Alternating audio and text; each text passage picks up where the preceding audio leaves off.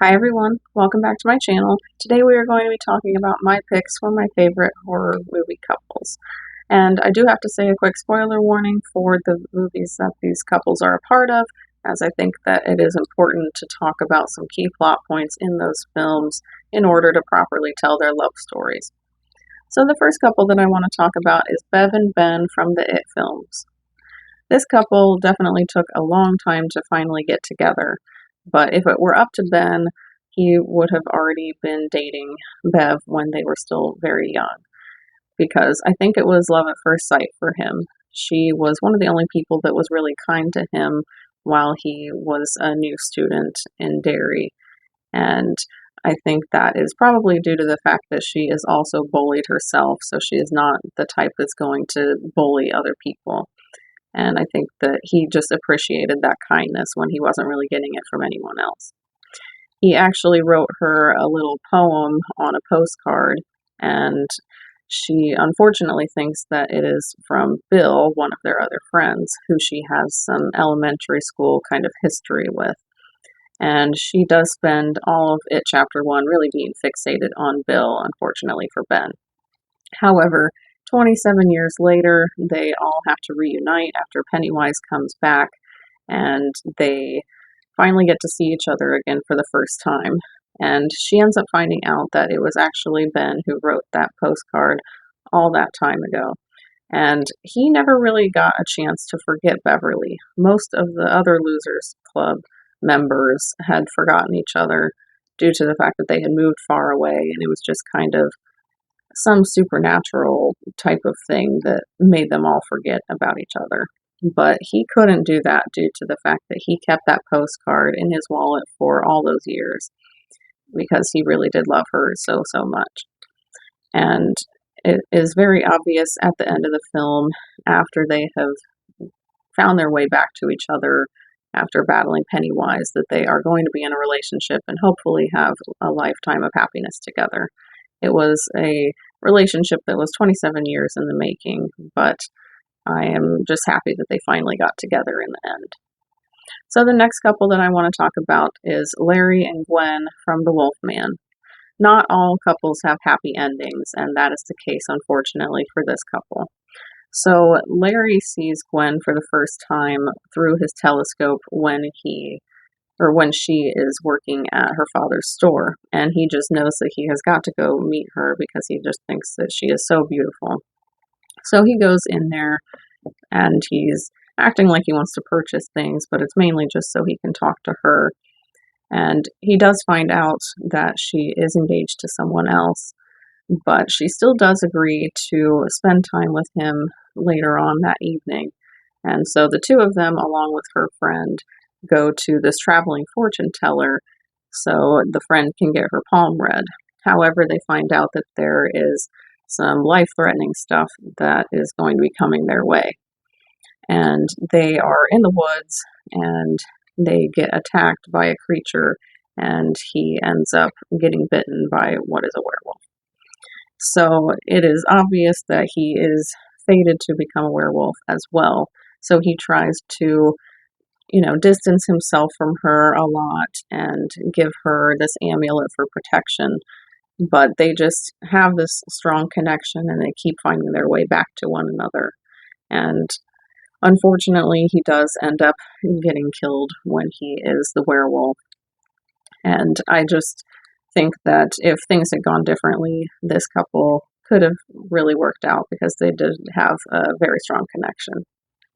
The next couple that I want to talk about are Bert and Heather from Tremors.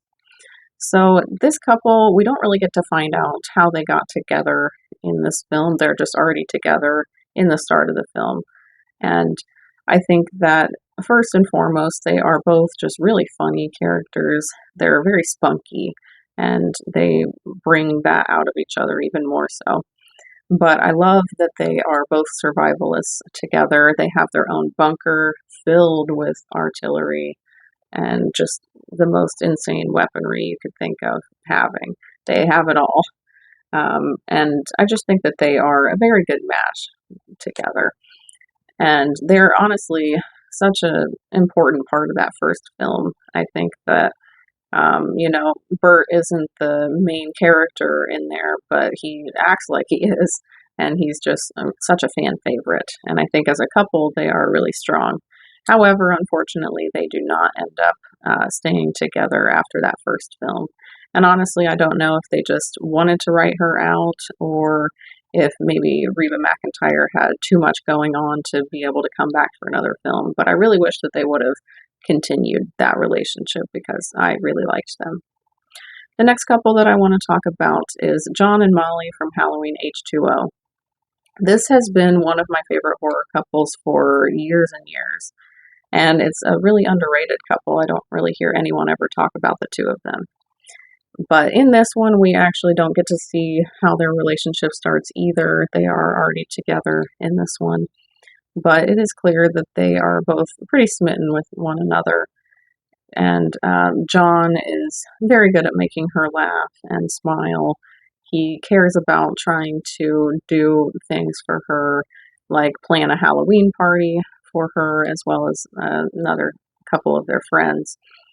And they have a lot of cute stuff planned for them. However, there's obviously some terrible stuff that was awaiting them when his uncle comes to visit.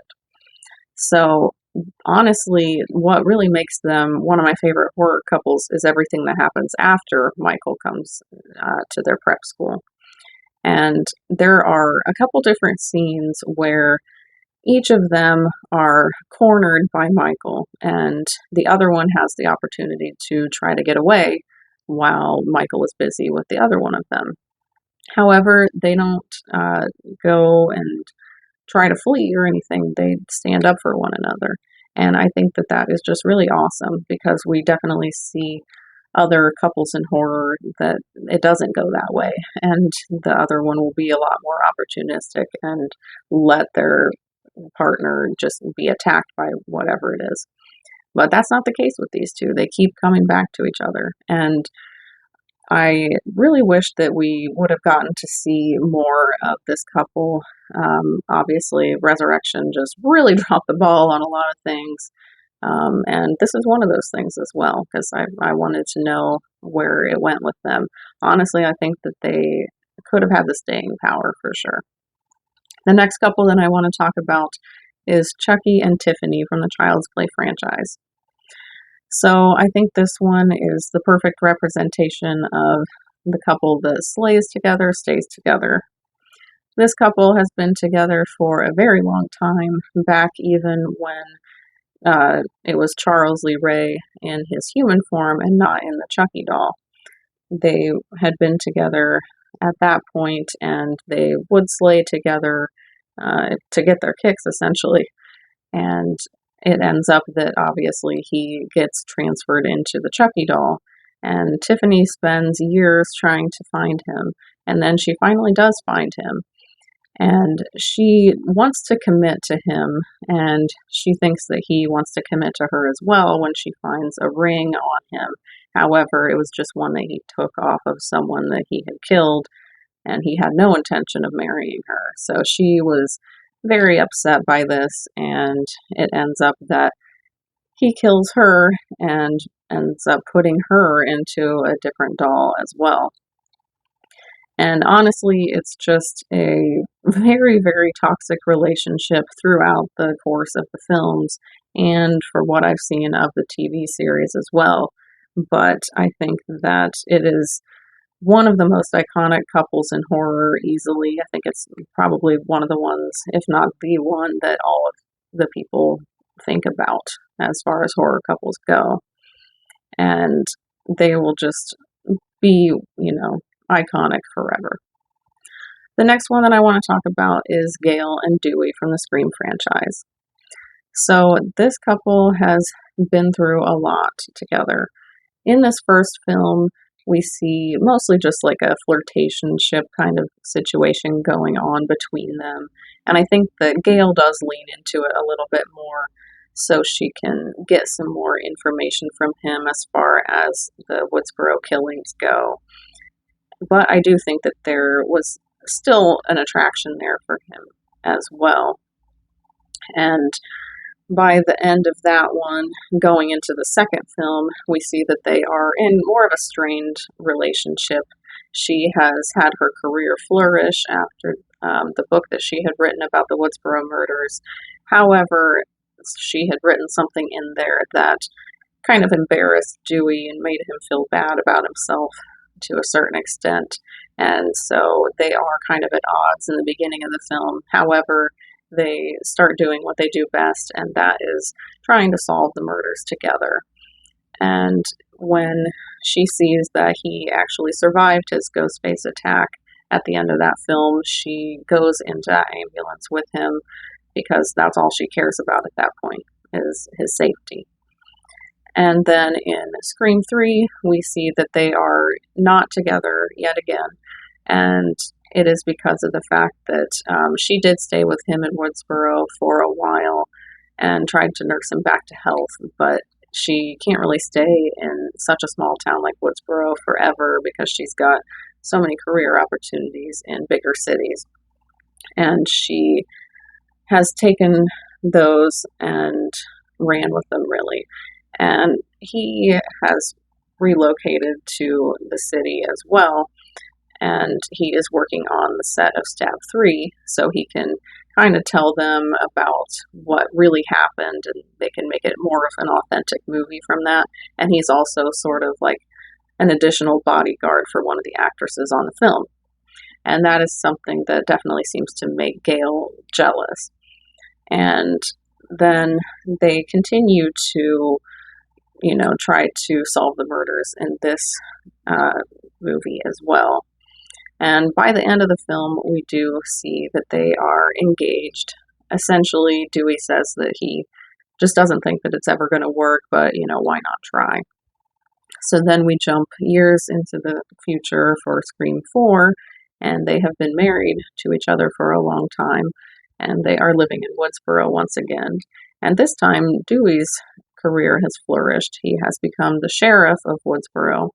And for her, she is kind of in a rut, unfortunately. It's really the first that we've seen of that for her because she hasn't had really anything going on. So she has writer's block and is struggling with that daily. And as someone who has tried to write in the past, writer's block is just one of the worst things to deal with. But then the killings start happening in Scream 4, and we just kind of see Gale come to life again for a while, and she is, just invigorated again. However, Dewey does not want to have her help with trying to solve the murders just because of the fact that he doesn't think it's appropriate now that he is in a higher position at work.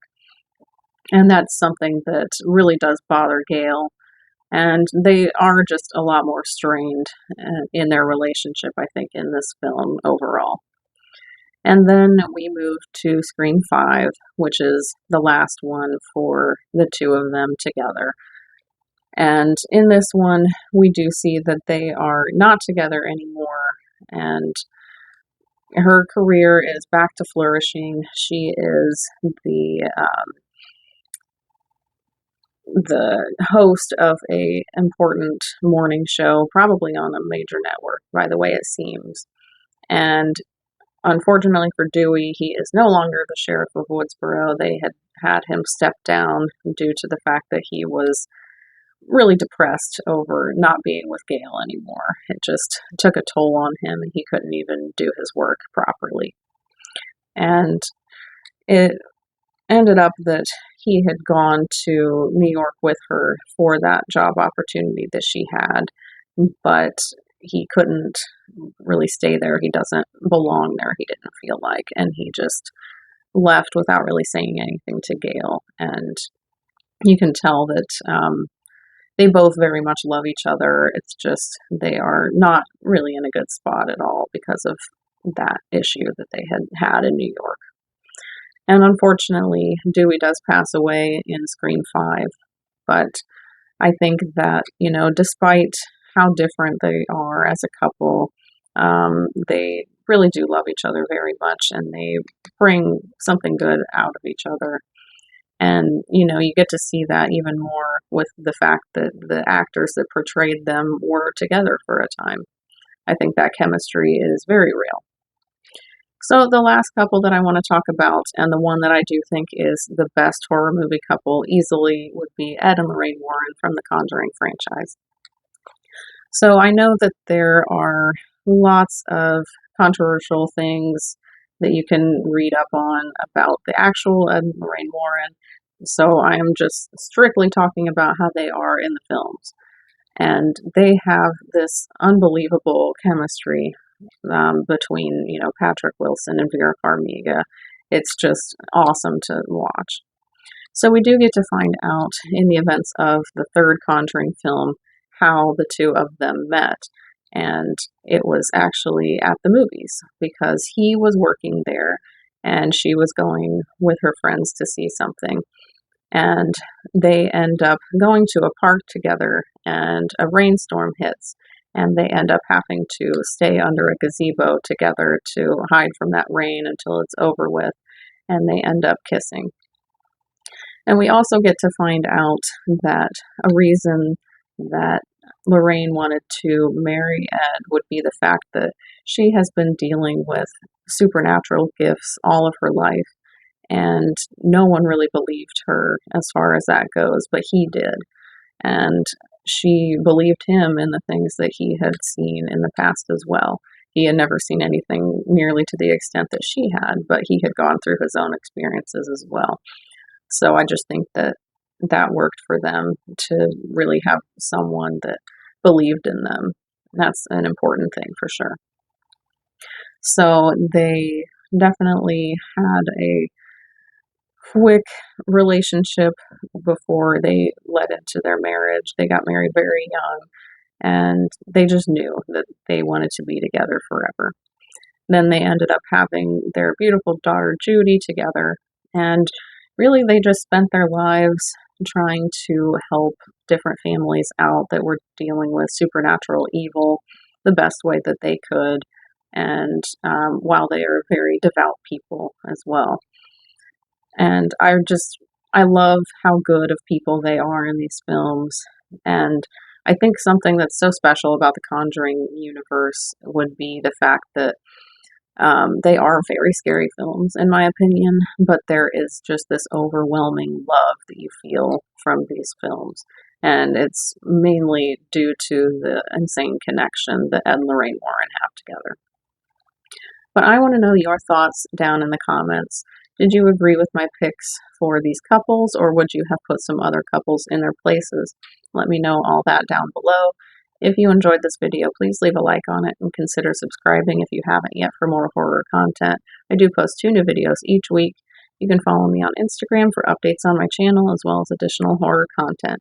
You can also follow me on Letterboxd to see what I have been watching lately and my brief thoughts on any of those films. If you want either of those, they are linked in my channel description for easy access for you guys. I want to say thank you to everyone who has been supporting my channel so far. It doesn't go unnoticed. My name is Devin. This is Carpenter Hill. Thanks for watching.